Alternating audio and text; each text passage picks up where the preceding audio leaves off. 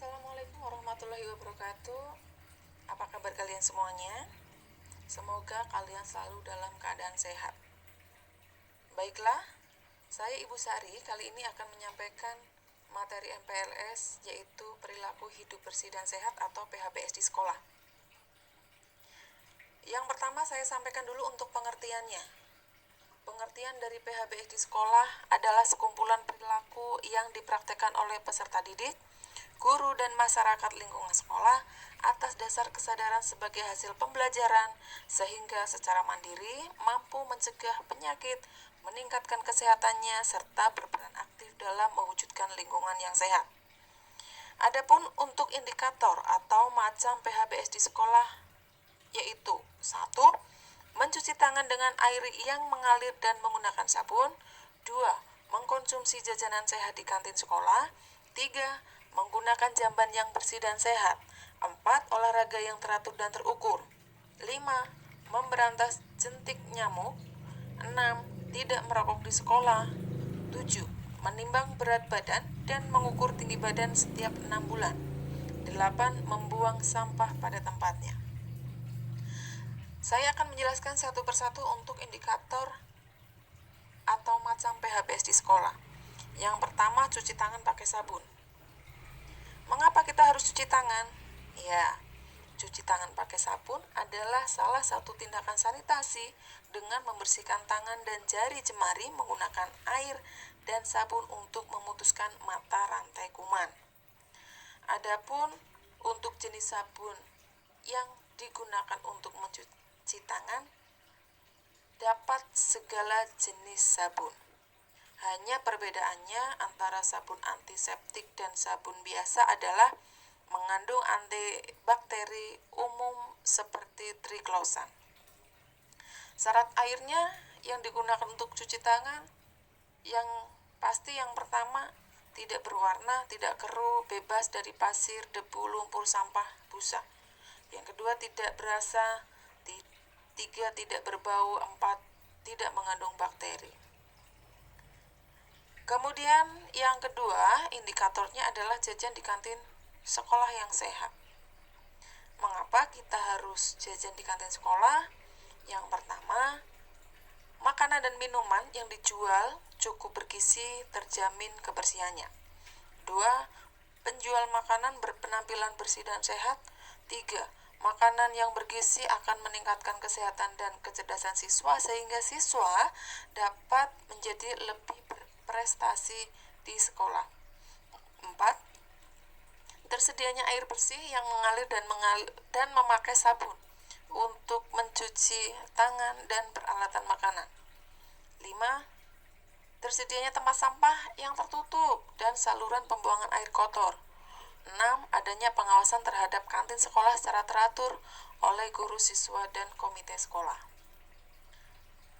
Adapun membuang sampah pada tempatnya. Indikator yang ketiga, ya, membuang sampah pada tempatnya. Sampah merupakan salah satu bahan yang terbuang atau dibuang dari sumber hasil aktivitas manusia maupun alam. Sampah bisa dibedakan jadi 3 jenis.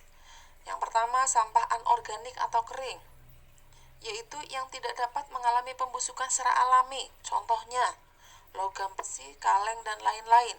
2. Sampah organik atau basah, yaitu sampah yang dapat mengalami pembusukan secara alami, contohnya sisa sayuran, sampah dapur, dan lain-lain. Yang ketiga, sampah berbahaya, yaitu contohnya ada botol obat nyamuk, jarum suntik bekas, dan lain-lain.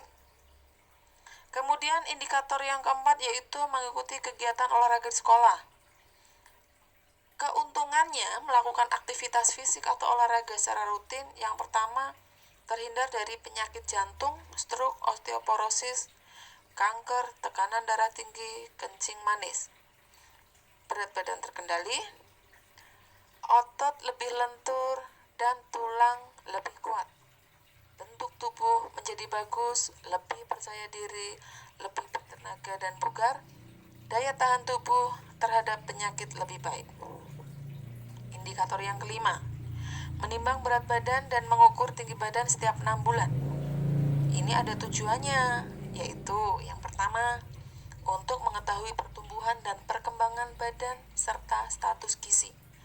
Tujuan yang kedua, untuk mengetahui perkembangan kesehatannya. Indikator yang selanjutnya, bebaskan dirimu dari asap rokok. Ya, rokok merupakan maksudnya rokok itu mempunyai kandungan bahan kimia, ya. Jadi kurang lebih ada 43 senyawa yang bersifat karsinogen. Bahan utama dari rokok itu ada nikotin, tar, karbon monoksida, nikotin yang dapat merusak jantung dan sirkulasi darah dan kecanduan. Tar, bahan kimia beracun menyebabkan kanker paru-paru. Kemudian karbon monoksida merupakan gas beracun yang mengakibatkan berkurangnya oksigen sehingga sel-sel tubuh mati. Alasan merokok, ya, alasan merokok itu untuk anak-anak seusia kalian. Alasannya yang pertama, ingin tahu, ya. Kemudian alasan merokok yang berikutnya, ingin dianggap dewasa. Alasan yang ketiga, merokok merupakan pengaruh lingkungan, ya, atau tekanan dari suatu kelompok. Kemudian alasan merokok bisa karena dari korban iklan di televisi, radio, atau yang lainnya. Kemudian indikator yang selanjutnya yaitu memberantas jentik nyamuk di sekolah secara rutin. Ya, memberantas jentik nyamuk di sekolah secara rutin merupakan kegiatan memeriksa dan membersihkan tempat-tempat penampungan air bersih yang ada di sekolah agar terbebas dari jentik nyamuk. Rumah sekolah bebas jentik adalah rumah sekolah yang setelah dilakukan pemeriksaan jentik berkala tidak terdapat jentik nyamuk. Selanjutnya, yang terakhir, ya, indikator yang terakhir, buang air besar dan kecil di jamban sekolah. Mengapa harus menggunakan jamban? Yang pertama, menjaga lingkungan bersih, sehat, dan tidak berbau. Yang kedua, tidak mencemari sumber air yang ada di sekitarnya. Yang ketiga, tidak mengundang datangnya lalat atau serangga yang dapat menjadi penular penyakit diare, kolera, disentri, tipus, cacingan, penyakit saluran pencernaan, penyakit kulit, dan keracunan. Apa saja syarat jamban yang sehat? Yang pertama, tidak mencemari sumber air minum. 2. Tidak berbau. 3. Kotoran tidak dapat dijamah oleh serangga dan tikus. 4. Tidak mencemari tanah di sekitarnya. 5. Mudah dibersihkan dan aman digunakan. 6. Dilengkapi dinding dan atap pelindung. 7. Penerangan dan ventilasi cukup. 8. Lantai kedap air dan luas ruangan memadai. 8. Tersedia air, sabun, dan alat pembersih. Demikian materi PHBS di sekolah yang saya sampaikan. Kurang lebihnya saya mohon maaf. Terima kasih. Wassalamualaikum warahmatullahi wabarakatuh.